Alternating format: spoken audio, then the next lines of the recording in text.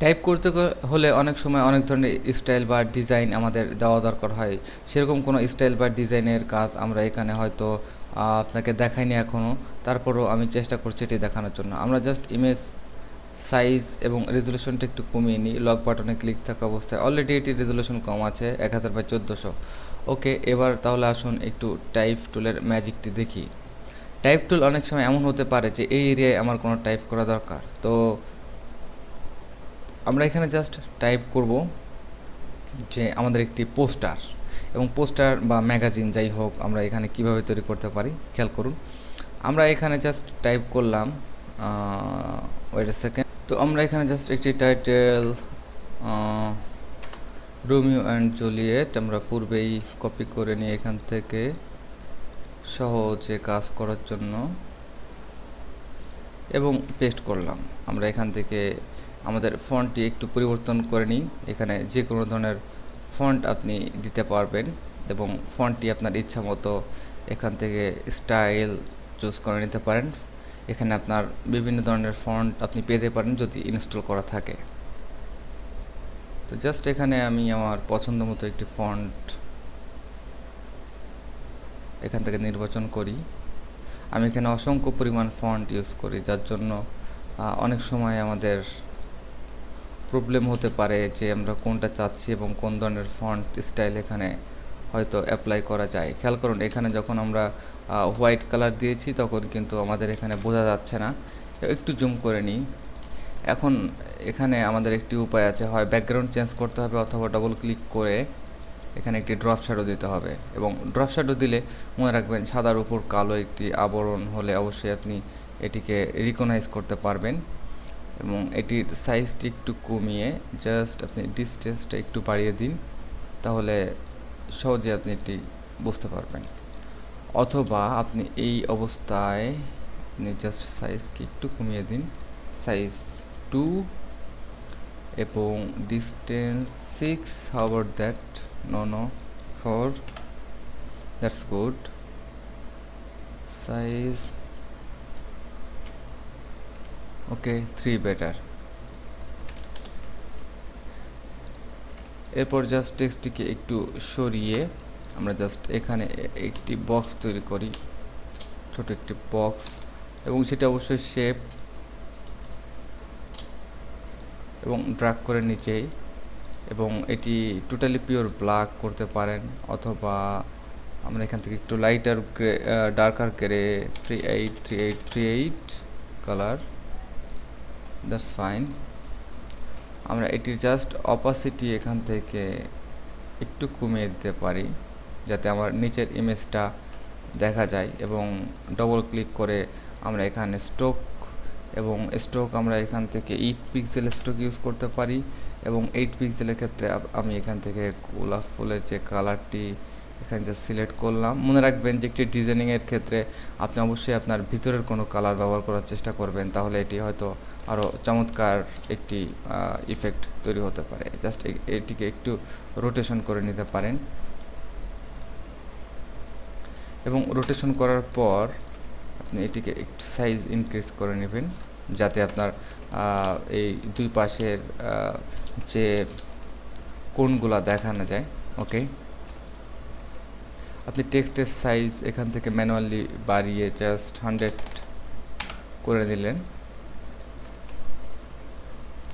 ওকে, এখন আসুন আমরা সিম্পল একটি কম্পোজিশনের কাজ করছি। এবার এই এরিয়ায় আমার টাইপ করতে হবে। এখন মনে করুন আপনি এখানে যে ডিটেলসটি রয়েছে, আপনি নিচের সমস্ত ডিটেলসটিকে জাস্ট সিলেক্ট করে রাইট ক্লিক করে কপি করলেন নোটপ্যাডের থেকে, এবং এখানে গিয়ে কী করলেন যে এখানে জাস্ট পেস্ট করে দিলেন। এবং এটি কিন্তু অনেক প্রবলেম যে আপনি এই এরিয়ার বাইরে চলে যাচ্ছেন। এবং ফন্ট অবশ্যই বেসিক কোনো ফন্ট, অনেকেই হেলভেটিকা অথবা অন্য কোনো ধরনের ফন্ট অথবা ফিউচারা ধরনের ফন্ট ব্যবহার করে থাকে। এখান থেকে বুক, তো আমি এখানে কি করতে পারি, সাইজ এখান থেকে ছোট করে 18 অথবা 24 সিলেক্ট করলাম। তো 24 সিলেক্ট করার পরে আমার এখানে কোনো উন্নতি নেই। সেক্ষেত্রে কী করতে পারেন, আপনি এখান থেকে টাইপ টু সিলেক্ট করে ড্র্যাগ করলেন এবং এখানে জাস্ট টেক্সটটিকে পেস্ট করলেন এবং কালারটিকে পরিবর্তন করেন। আবারও সেই পরিবর্তন, সেটি আমি এখানে ফিউচারা এন্টার এবং বুক, এবং সাইজ এখান থেকে ছোট করে নিই। খেয়াল করুন, তাতেও কিন্তু আমাদের কোনো উপকার হয় নাই, এটাও কিন্তু যথেষ্ট এলোমেলো। তো আপনি কি করতে পারেন, এখানে একটি মজার জিনিস আমি দেখিয়ে দেব। সেটি হচ্ছে, আপনি প্রথমে একটি প্যাথ তৈরি করবেন এবং প্যাথটি আপনি এখানে করবেন যে আপনার ইমেজ কতটুকু এরিয়া আছে।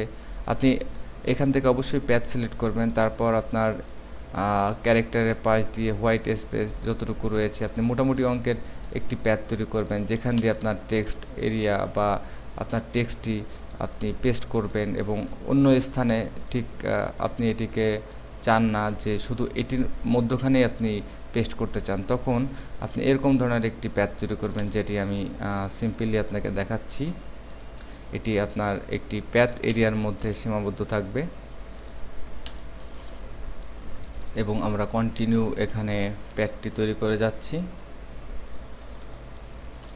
এবং অবশেষে আমরা ক্লোজ করে দিলাম। এরপর আপনি কিবোর্ড থেকে টি প্রেস করে এখানে এই বক্সের মধ্যে আপনি রাইট ক্লিক করে পেস্ট করে দিন এবং সরি, এটি আমাদের প্যাথ তৈরি হয়েছে। সেট আমরা এখান থেকে প্যাথ, ওকে, আমরা প্যাথ তৈরি করব না, জাস্ট আমাদের একটি শেপ তৈরি করা দরকার ছিল। আমি আসলে আন্তরিকভাবে দুঃখিত, আমি এখানে প্যাথ তৈরি করলে প্যাথ এখানে সমস্যা। আমরা জাস্ট পি কি দিয়ে শেপ তৈরি করে ফেলি একটি, এবং শেপটির কালার আপাতত কোনো কিছুই দিব না, সেম প্যাথের মতোই, কিন্তু এটি আমি একটু দ্রুত করছি। আমি আসলে আন্তরিকভাবে খুবই দুঃখিত, আমি ভুলেই গিয়েছিলাম যে শেপ এবং path totally difference for this situation. আপনি মনে রাখবেন যে যখন আপনি প্যাথ করবেন তখন আপনার প্যাথ বেস বা প্যাথ অনুপাতে আপনার টেক্সটটি অ্যালাইন হবে, আর যখন আপনি শেপ তৈরি করবেন তখন শুধু আপনার শেপের মধ্যখানে আপনার টেক্সটগুলো অ্যালাইন হবে। জাস্ট একটি এক্সাম্পল আমরা এখানে দেখাচ্ছি, যদিও খুব সংক্ষেপে কাজ করার চেষ্টা করছি, কিন্তু এটি পসিবল না। এবার আপনার এখানে যদি আপনি যে কোনো একটি ফিল কালার দিয়ে দেখেন, তখন দেখবেন যে এটি একটি ফিল কালার। সো আপনি এখন যদি টি প্রেস করে এখানে টাইপ করেন তাহলে এই বক্সের মধ্যেই পেস্ট হবে। আশা করি কন্ট্রোল ভি প্রেস করে আপনি এখানে ফিউচার অফ ফন্ট আমরা সিলেক্ট করব। প্রবলেম হচ্ছে একটি ফন্ট সিলেক্ট থাকলে বারবার ওইটি আপনি পেস্ট করলে সেম একই রেজাল্ট পাবেন, এবং সাইজ আপনি এখান থেকে 18, ওয়াও ইটস টু মাচ ছোট। ওকে, তো আমরা এখানে দেখতে পাচ্ছি হরেবল কালার। আসলে আপনি একটু এটিকে জাস্ট একটু জুম করুন এবং আপনি লেয়ারে গিয়ে ডবল ক্লিক করুন, এটি আপনার বুক সাইজের ফন্ট সাইজে নিয়ে আসতে পারেন। এবং এটি অবাক হওয়ার কিছু নেই, আমি এটিকে ঠিক করে দিচ্ছি যে এখানে কি কি প্রবলেম। প্রথম কথা হচ্ছে যে এখানে আপনার শেপ, তো শেপটিকে যদি আপনি মডিফাই করেন যে আপনি শেপ একদম কোণের সাথে মিশে গেছে এবং আপনার টেক্সট সাইজও অনেক ছোট, সেই ক্ষেত্রে আপনি আপনার টেক্সট সাইজকে 28 অর সামথিং দিয়ে ম্যাচ করাতে পারেন। প্রথম কথা হচ্ছে আপনি আপনার সাইজকে ফলো করেন। দ্বিতীয় কথা হচ্ছে যে আপনি আপনার এটিকে যদি আপনি ডিসেবল করে দেন সেক্ষেত্রে কোনো প্রবলেম নেই, তবে টেক্সট কালার এখান থেকে পরিবর্তন করে আমরা এখান থেকে আপনার ব্ল্যাক অথবা অন্য কোনো কালার ডার্কার ব্ল্যাক আপনি সিলেক্ট, অথবা এখান থেকে আপনি আপনার যে কোনো একটি কালার আপনি এখান থেকে পিক করে নিতে পারেন। সো আমরা এখান থেকে রেড কালার সিলেক্ট করেছি এবং আমরা এখান থেকে জাস্ট লাইট টাইপের ফন্ট সিলেক্ট করেছি এবং আমরা এখানে একটু ট্র্যাকিং করব, যেমন আমাদের ক্যারেক্টার খুব অল্প জায়গায় কাজ করা খুবই ডিফিকাল্ট, এবং এখানে আমাদের 24 একটু বাড়িয়ে নিই, নো আমরা জাস্ট এটিকে একটু স্পেস করার চেষ্টা করি। ওকে, একটু নিচের দিকে খেয়াল করুন, আমি মডিফাইটি পরে দেখাচ্ছি। যতক্ষণ না পর্যন্ত নিচে সুন্দরভাবে ম্যাচ না করছে ততক্ষণ পর্যন্ত আমরা ট্রাই করে যাচ্ছি। আরেকটি বার ওকে, দ্যাটস ফাইন। সো এখন যদি আপনি এখানে খেয়াল করেন যে আপনার টেক্সটগুলার অ্যালাইং, এবং আপনি এই শেপটি ডবল ক্লিক করে এখান থেকে মডিফাই করে নিতে পারেন। কেমনভাবে মডিফাই করতে পারেন? অল্প জায়গা দেখানো খুবই ডিফিকাল্ট। আপনি এখান থেকে জাস্ট একটু ক্লিক করে এখান থেকে একটু সরিয়ে নিয়ে আসতে পারেন, এবং মনে রাখবেন টোটালি আপনার টেক্সটের স্পেস একদম কানে কানে যদি মিশে যায় তাহলে কিন্তু এতটা ভালো লাগবে না। এবং আপনি এন্টার প্রেস করেন, এন্টার প্রেস করার পর দেখবেন যে আপনার টেক্সটগুলো জাস্ট আপনার সাইড দিয়ে সুন্দরভাবে একের পর এক লাইন বেস তৈরি হবে। এবং আপনি খেয়াল করে দেখবেন যে আপনার টেক্সটগুলোর যে অ্যালাইনমেন্ট সেটি আপনার এই শেপের মধ্যখানে আছে। টোটালি আপনার এই শেপটি আপনার ডিরেকশন দিয়েছে যে কোন এরিয়া থেকে কোন এরিয়া আপনার টেক্সট আপনার বেসিক্যালি আপনি এখানে এই এরিয়া বেস, যে এই এরিয়ার বাইরে আপনার যেতে পারবে না এমন কোনো ধরনের টিক্স যদি আপনি ব্যবহার করতে চান তাহলে ঠিক এভাবে আপনি ব্যবহার করতে পারেন। সুতরাং আমরা দেখলাম যে কিভাবে একটা সাধারণ কম্পোজিশনের কাজ করা যায়।